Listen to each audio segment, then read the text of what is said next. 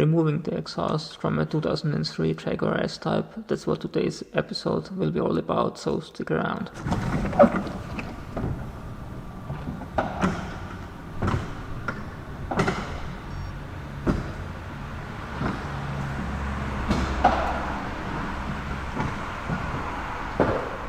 Hello everybody and welcome to day 19 of my S-Type rebuild. You see, I'm already dirty now, and that's because I always do a little preparation and try to verify that I will be able to make happen what I've planned the day before at home with the workshop manuals printed out. And yes, I think I will be successful. So there are two ways to get the engine detached from the exhaust system. The first would be to unscrew the exhaust manifold from the engine, but the space is very tight and I have no idea how I should get my fingers or even a ratchet in there. So I decided to get underneath the car and try to detach the downpipes, including the catalytic converters from the exhaust manifold. The downpipe is connected to the exhaust manifold with two 15mm hex nuts.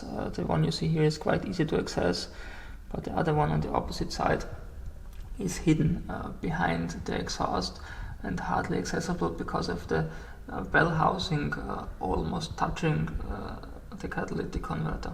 Before pressing the record button, I spent over an hour underneath the car to figure out the perfect combination of sockets, extensions and joints, and this one here in the middle is the only one that gets the job done. You need a 15mm hex socket that's middle sized, that one is too short, that one's too long. In my case, this requires an adapter from 1/2 inch to 3/8 of an inch, and then I use a 3/8 of an inch joint and a 3/8 of an inch extension. The 1/2 inch joint and extension are too thick, they don't fit in between the bell housing and the catalytic converter.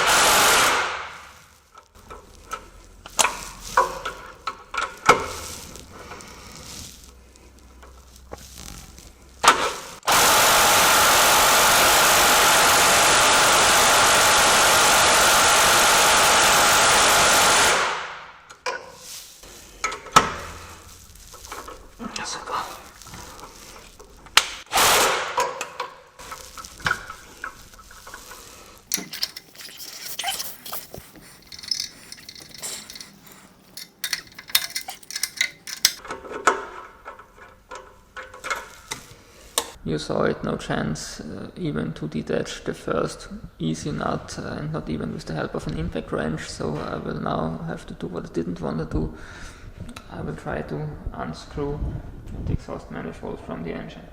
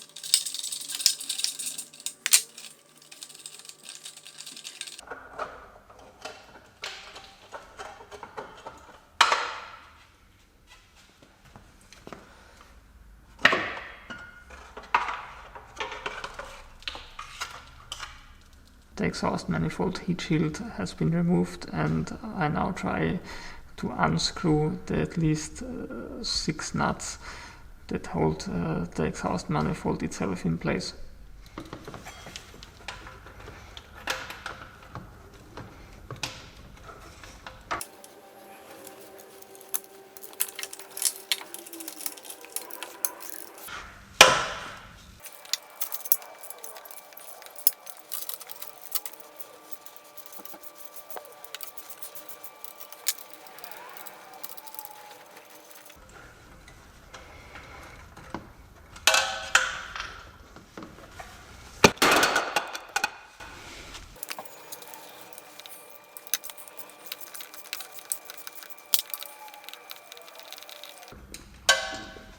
You see the nuts came out together with the studs.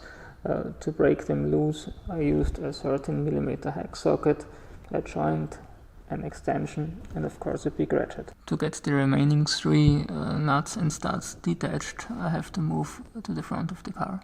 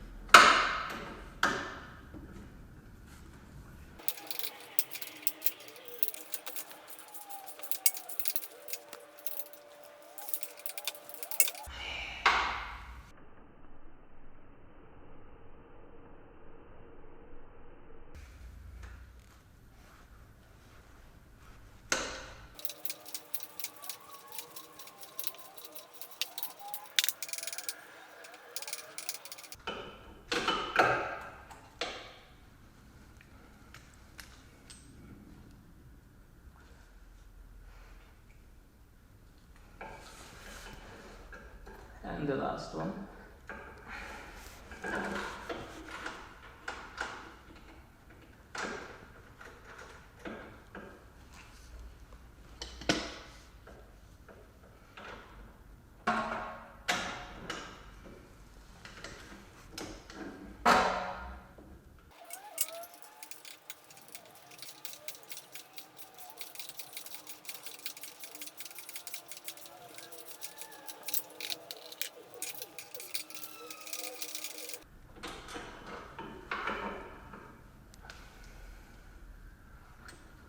Came out quite easily and in one piece.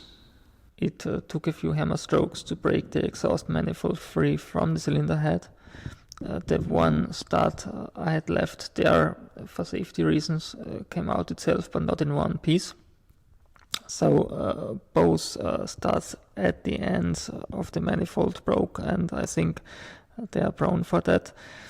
To get the exhaust out of the car in one piece, I will have to remove the starter motor and a few electrical connections here.